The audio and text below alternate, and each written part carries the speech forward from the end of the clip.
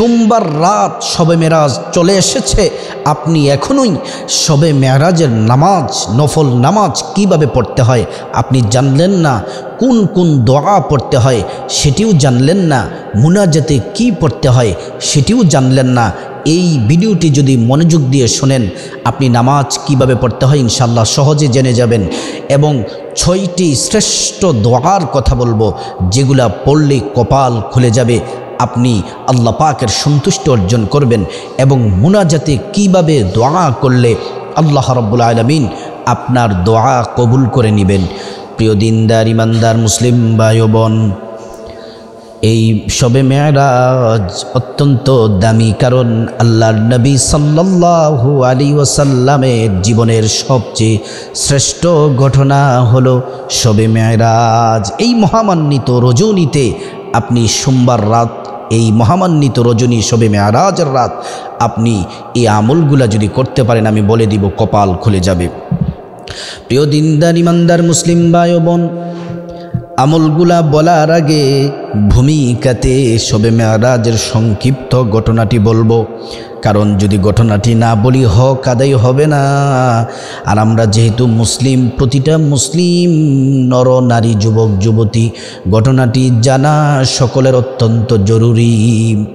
এই ঘটনাকে যদি কেউ অস্বীকার করে সে কাফের হয়ে যাবে, কারণ সূরা বনী ইসরাইল 15 নম্বর পারার প্রথম আয়াতে আল্লাহ সে ঘটনার বর্ণনা দিয়েছেন এবং 26 জন সাহাবী মুতাওয়াতির পর্যায়ের হাদিস এই মেরাজ সম্পর্কে বর্ণনা করেছেন। যদি কেউ হাদিসকে অস্বীকার করে সেও কাফের হয়ে যাবে।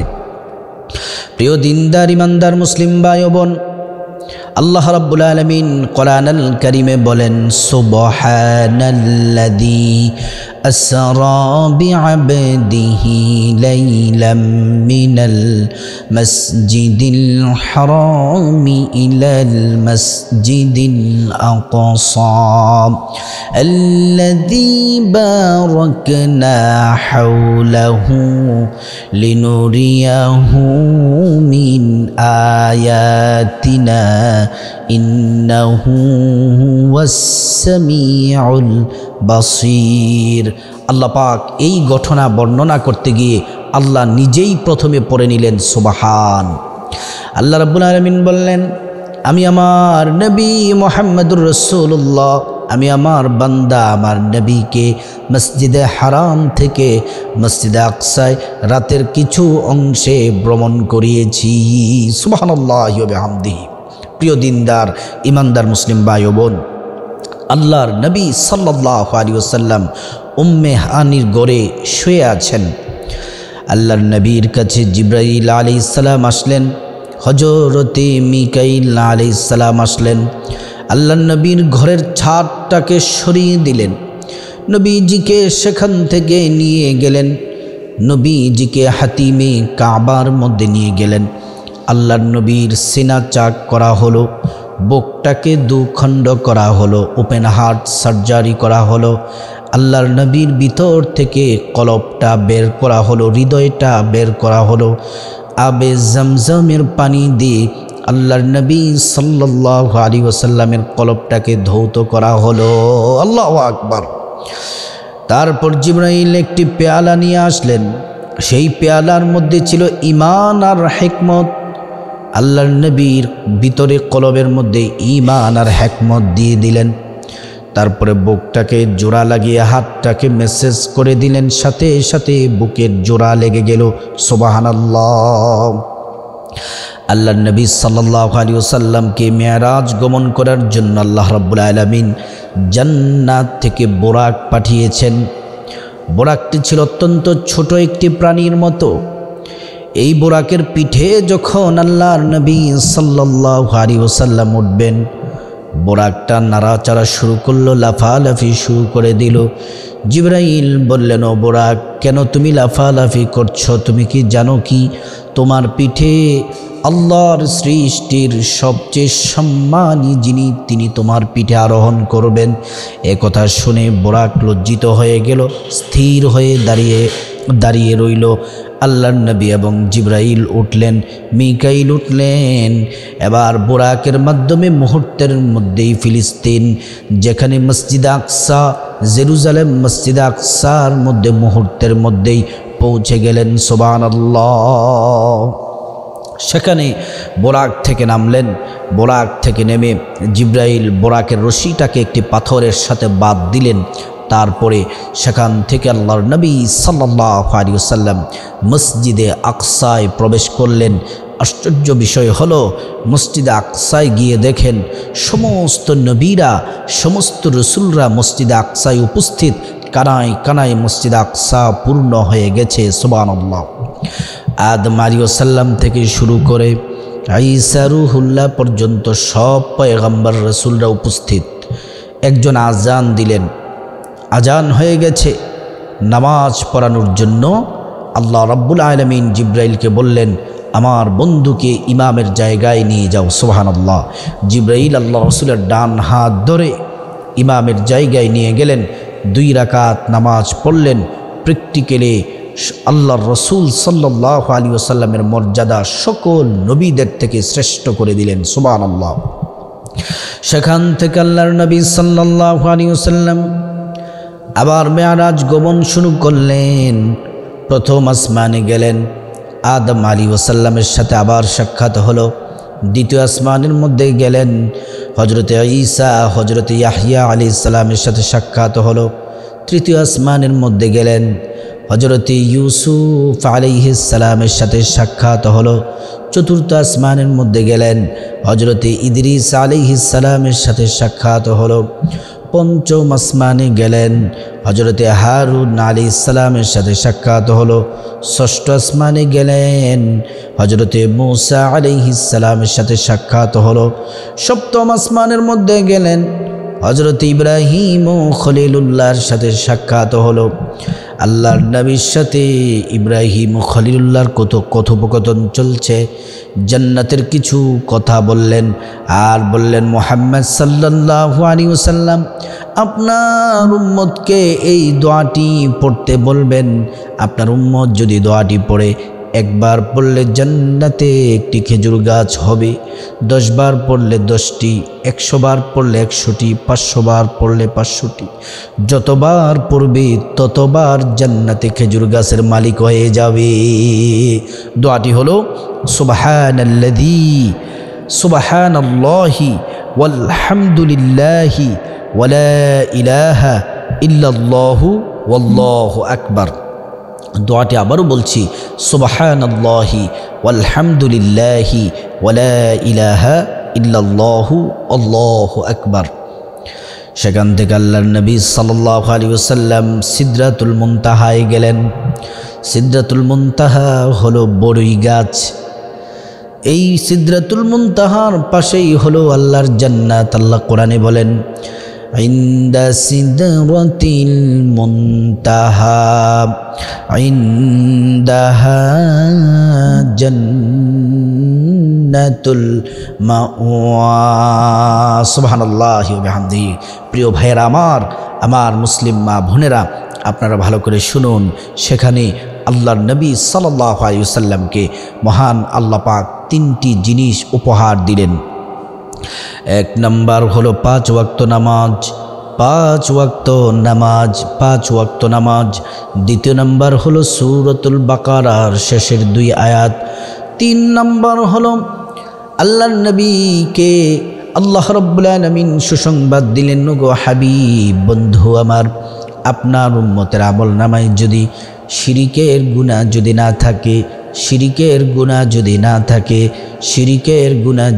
থাকে, আর যত বেশি গুনাহ থাকুক, যত বড় গুনাহ থাকুক, আমি রব্বুল আলামিন আপনার উম্মতের জীবনের সব গুনাহগুলা মাফ করে দিব।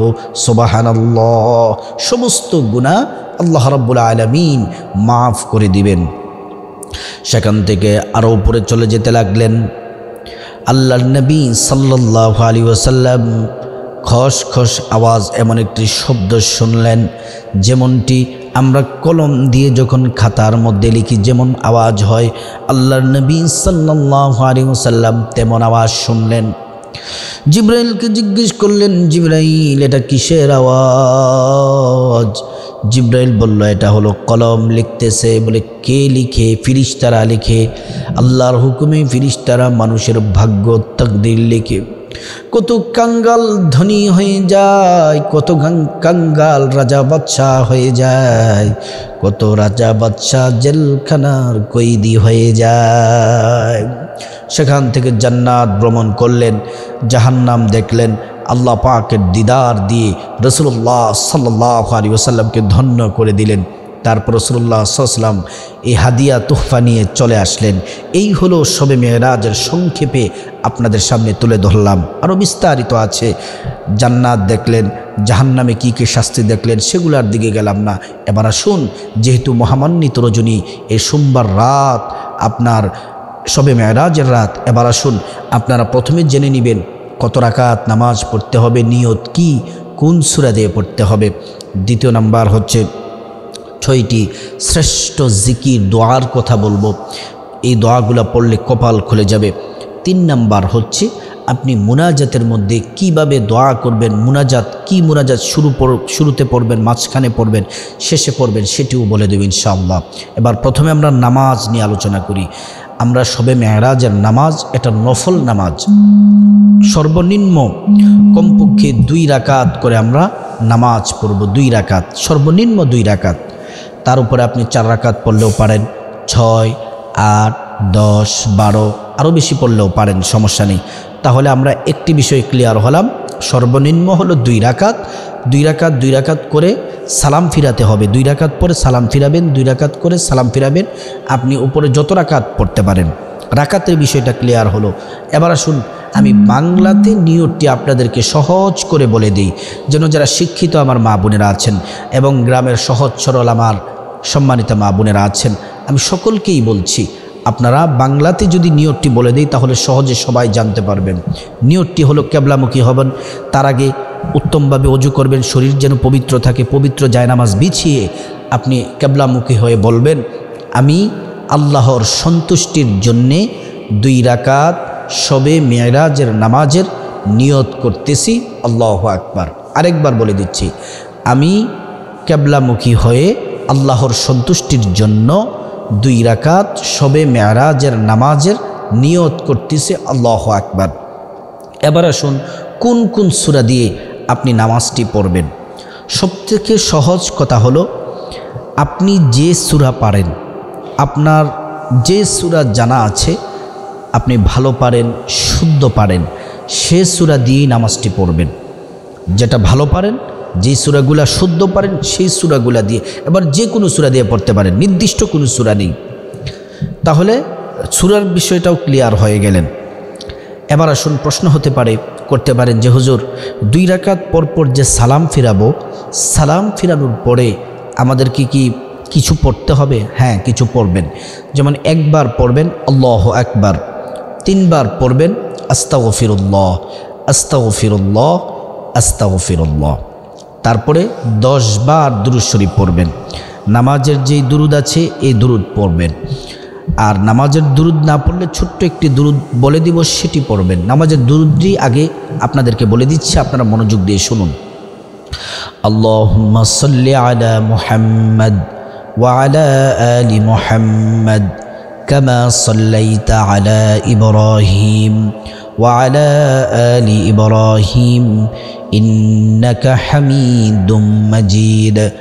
আল্লাহুম্মা বারিক আলা মুহাম্মাদ وعلى آل محمد كما باركت على إبراهيم وعلى آل إبراهيم إنك حميد مجيد।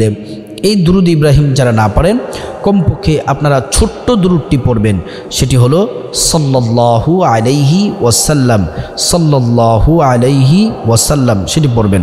সাল্লাল্লাহু আলাইহি ওয়াসাল্লাম, এই ছোট্ট দুরূদটি পড়বেন। পরে নামাজ পড়বেন। যখন আপনার 2 রাকাত হোক, 4 রাকাত হোক, 6 রাকাত হোক, 8, 10, 12, যখন এগুলো শেষ হবে, তারপরে আবার আসুন কোন কোন আমল কোন কোন দোয়া পড়বেন। আগে একটি দোয়ার কথা বলবো, একটি আমল, সেটি হলো আপনি কোরআন শরীফ যারা পারেন কোরআন তেলাওয়াত করবেন। এবার আসুন আর কি কি দোয়া পড়বেন। 6টি শ্রেষ্ঠ দোয়া জিকির আপনাদেরকে বলে দিই। এইগুলা যদি পড়তে পারেন বিশ্বাস করুন কপাল খুলে যাবে। আল্লাহ তাআলা আপনাদের আমল নামায় অসংখ্য অজস্র নেকি আল্লাহ তাআলা দান করবেন। 1 নাম্বার হলো আপনি রসুল করিম সাল্লাল্লাহু আলাইহি ওয়াসাল্লামের প্রতি দুরূদ শরীফ পড়বেন। কতবার দুরূদ পড়বেন সেটা আপনার ইচ্ছে, 100, 200, 300 আপনি যতবার পারেন পড়বেন। কোন দুরূদ পড়বেন? এই যে আমি বললাম একটু আগে নামাজের দুরূদ, এটা পড়লেও আলহামদুলিল্লাহ কোনো সমস্যা নেই। অথবা ছোট্ট দুরূদ আছে সাল্লাল্লাহু আলাইহি ওয়াসাল্লাম, সাল্লাল্লাহু আলাইহি ওয়াসাল্লাম, সাল্লাল্লাহু আলাইহি ওয়াসাল্লাম, এটি পড়বেন। তাহলে 1 নাম্বার আমল কি? আপনি দুরূদ শরীফ পড়বেন। 2 নাম্বার আমল হলো ইস্তিগফার পড়বেন।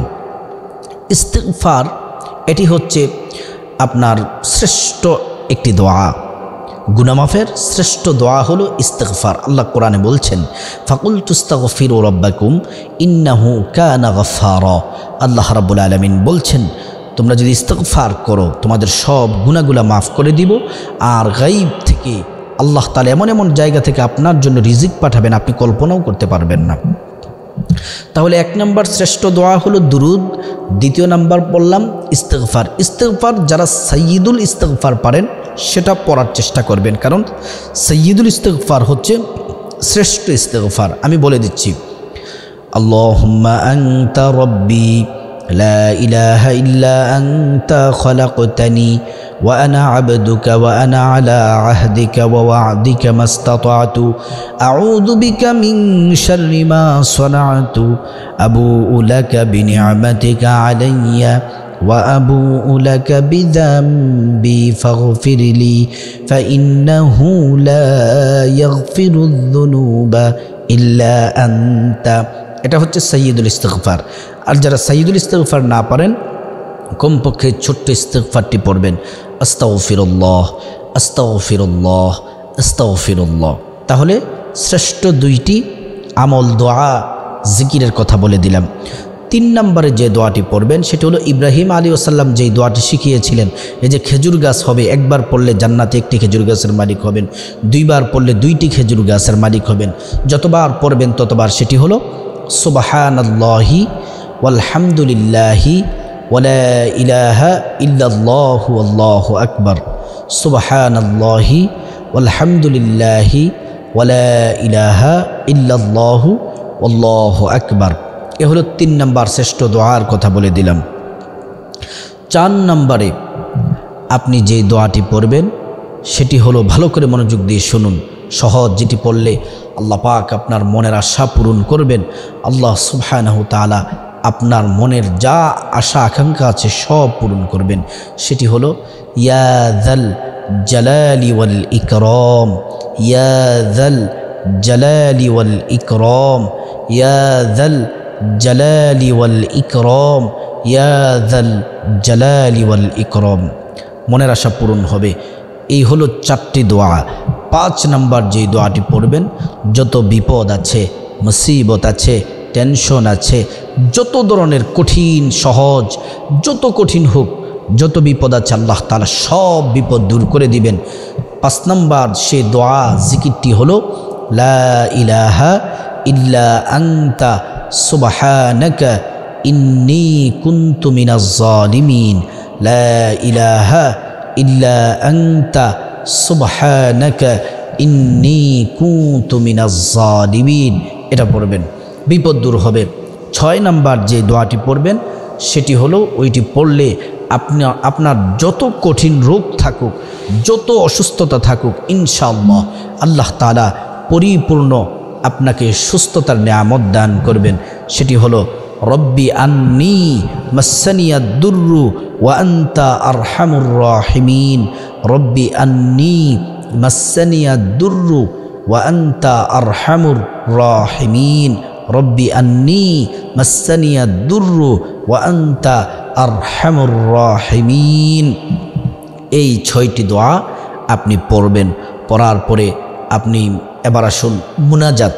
তাহলে আমরা নামাজ জানলাম, দোয়া জানলাম, এবার আসুন মুনাজাত। মুনাজাত কিভাবে করবেন, শুরুতে কি পড়বেন, মাঝখানে কি পড়বেন এবং শেষের দিকে কি বলবেন সেটাও আপনাদেরকে বলে দিই। হাত তুলবেন, আল্লাহুম্মা আমিন বলে হাত তুলবেন। হাত তুলে প্রথমে পড়বেন রব্বানা যালামনা আনফুসানা ওয়া ইল্লাম তাগফির লানা ওয়া তারহামনা লানাকুনান্না মিনাল খাসিরিন। চোখের পানি ছেড়ে দিয়ে আল্লাহর প্রতি পূর্ণ তাওয়াক্কুল ভরসা রেখে তওবার নিয়তে নিজের সমস্ত গুনাহের জন্য লজ্জিত হয়ে আপনি এই আয়াতটি পড়বেন, তো আল্লাহ তাআলার সাথে সাথে আপনার জীবনের সব গুনাহগুলা মাফ করে দিবেন। দ্বিতীয় নাম্বার যে দোয়াটি পড়বেন সেই দোয়াটি হলো রব্বানা আতিনা ফিদ দুনিয়া হাসানাতাও ওয়া ফিল আখিরাতি হাসানাতাও ওয়া কিনা আযাবান নার। এই দোয়াটি যদি পড়েন আল্লাহ তাআলা দুনিয়ার যত কল্যাণ, টাকা পয়সা, ধন দৌলত, সুখ শান্তি সম্মান, ইবাদতের তৌফিক, ভালো কাজ করার তৌফিক, যত দুনিয়ার যত কল্যাণ আছে সব আপনাকে দিবেন এবং পরকালের সব কল্যাণ আপনাকে দিবেন। পরকালের কল্যাণ বলতে আল্লাহ জান্নাত দিবেন এবং জাহান্নাম থেকে আপনাকে হেফাজত করবেন। এবার মাঝখানে যে দোয়াটি পড়বেন গুরুত্বপূর্ণ দোয়া, আপনার মা বাবার জন্য আপনি দোয়া করবেন রব্বির হামহুমা কামা রব্বায়ানি সগীরা। যাদের মা বাবা কবরে চলে গেছে দোয়াটি পড়বেন। আল্লাহ তাআলার সাথে সাথে সারা পৃথিবীতে যত পাহাড় আছে সব পাহাড় পরিমাণ, পাহাড়গুলোকে একত্রিত করলে যত নেকি হবে তত পরিমাণ নেকি আপনার মা বাবার কবরে আল্লাহ পৌঁছে দিবেন। সুবহানাল্লাহি ওয়া বিহামদিহি। তারপরে আপনি এবার বাংলাতে আমরা যে কথা বলি আপনি এমন করে আপনার পরিবার পরিজন, আপনার আত্মীয় স্বজন যারা কবরবাসী আছে, সারা বিশ্বের সকল মুসলমান যারা কবরবাসী আছে সকলের জন্য ক্ষমা চাইবেন, সকলকে যেন আল্লাহ জান্নাত দিয়েতে সেটা চাইবেন। আপনার ব্যক্তিগত যত চাওয়া আছে, সন্তানদের জন্য যত চাওয়া আছে, স্বামী স্ত্রীর জন্য যত চাওয়া আছে, আপনার টাকা পয়সা ধন দৌলত সুখ শান্তি গুনামাপ মানে যা কিছু আছে আপনি চাইবেন। বাংলাতে আপনি আপনার মতো করে সব কিছু চাইবেন, আপনার মনের দুঃখ কষ্ট ব্যথা বেদনা সব বলবেন এবং আপনি কি পেতে চান সব আল্লাহর কাছে বলবেন। প্রতিটি দোয়া আল্লাহ রাব্বুল আলামিন ইনশাআল্লাহ কবুল করবেন। এই মহামান্বিত রজনী শবে মেরাজ রজনীতে আল্লাহ সুবহানাহু ওয়া তাআলা আমাদের সবাইকে এই পবিত্র মহামান্বিত রজনী শবে মেরাজ রাতে এই আমলগুলা করার আল্লাহ তাআলা তৌফিক দান করুন।